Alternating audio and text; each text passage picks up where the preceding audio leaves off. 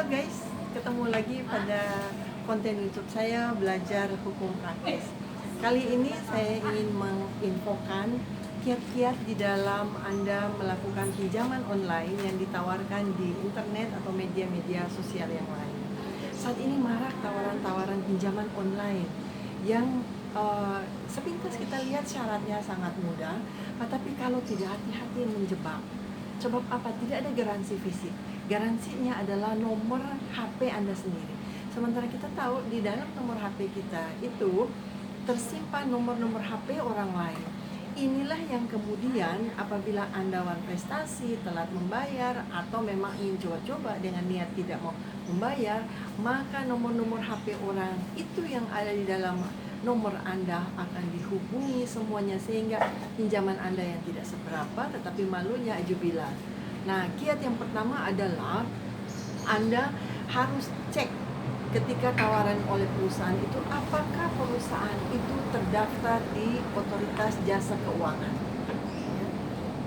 Kalau terdaftar di Otoritas Jasa Keuangan, maka OJK gampang atau mudah untuk mengontrol apabila ada sesuatu yang melanggar hukum yang dilakukan oleh perusahaan atau bank online. Dengan demikian, bank bisa mencabut perizinannya. Tetapi apabila Anda melihat di dalam web OJK perusahaan yang menawarkan ini tidak tercantum namanya di web OJK, maka lebih baik Anda leave it, tinggalkan itu. Nggak usah terpukau dengan mudahnya yang ditawarkan, tetapi segera tinggalkan, sebab itu sudah potensi yang berbahaya untuk Anda. Yang kedua, kiat yang kedua adalah baca semua term and condition, persyaratan yang ditawarkan oleh bank online tersebut. Karena ketika sesuatu bank akan menawarkan pinjaman, dia akan mengumumkakan semua secara terbuka persyaratan dan apa langkah-langkah yang harus Anda lakukan. Tentunya ketika Anda masuk di situ, Anda bisa lihat apabila perusahaan ini terbuka, dia akan mengumumkakan keterlambatan bunga berapa persen, kapan dicairkan, berapa lama, dan sebagainya dan sebagainya. Termasuk persyaratan untuk Anda, apa yang akan Anda lakukan agar supaya dia mengyeskan, menyetujui pinjaman Anda itu. Apabila informasi yang dikemukakan oleh bank online ini tidak jelas, maka menurut saya tinggalkan. Sebab yang terjadi akhir-akhir ini adalah teror oleh bank online ini, bukan kepada Anda. Kalau kepada saudara yang melakukan pinjaman, no problemo, sebab Anda yang salah.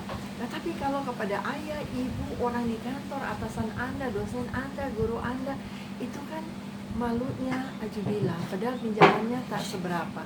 Sebab nanti akan dihubungi, akan diteror ya.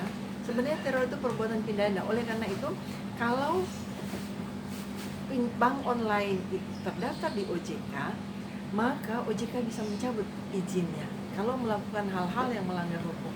Tapi kalau tidak terdaftar di OJK, OJK tidak bisa menjangkau itu, dan Anda akan rugi melapor di kepolisian. Banyak waktu dan energi yang dibutuhkan. Oleh karena itu berhati-hati, sebab Anda telat saja membayar. Kalau sudah diperingati 1, 2, 3 kali, maka dia akan membuka phone book Anda, dan siapa saja dia akan gambling di situ. Dia akan acak untuk menghubungi dan mengatakan bahwa misalnya saya yang dihubungi, padahal di dalam saya hanya orang yang terdapat di dalam phone book Anda. Dia akan katakan bahwa saya memberikan garansi kepada Anda, padahal tidak. Bahasa-bahasa dia saja, dia acak, sehingga yang semestinya kita orang lain tidak mengetahui Anda melakukan pinjaman yang tak seberapa itu menjadi tahu. Dan yang kedua, menjadi tidak enak, orang-orang ini diteror yang menginfokan bahwa Anda melakukan pinjaman dan belum membayar, kan malu. Nah, kira-kira demikian. Di dalam situasi saat ini sulit kita melihat sesuatu yang benar-benar tulus dan baik. Secara online itu sulit untuk kita lihat. Tetapi ada kiat-kiat tertentu. Berhati-hati. Oleh karena itu memang yang kiat pertama adalah Anda langsung masuk pada web OJK dan lihat apakah perusahaan ini terdaftar. Jika tidak terdaftar, tinggalkan. Yang kedua, Anda lihat cara dia menyusun persyaratan dan langkah-langkah. Apabila menurut Anda amburadul, tinggalkan dan cari yang lain. Karena di situasi tertentu juga saat kita membutuhkan mungkin itu membantu, ya. Tetapi berhati-hati, sebab sudah banyak terjadi saat ini bahwa online itu model baru menteror orang, padahal itu merupakan perbuatan pidana. Demikian guys, semoga Anda tidak masuk dalam peristiwa-peristiwa seperti ini. Sekian dari saya, kita ketemu pada konten-konten hukum lainnya. Jika Anda suka, silakan menjadi subscriber baru, subscribe dan atau like ataupun komen. Termasuk materi hari ini saya mendapatkan pesanan, request. Oleh karena itu jika Anda ingin, bisa request dan saya ingin realisasikan. Demikian guys, keep healthy, jaga kesehatan supaya kita terhindar dari COVID-19. Bye-bye.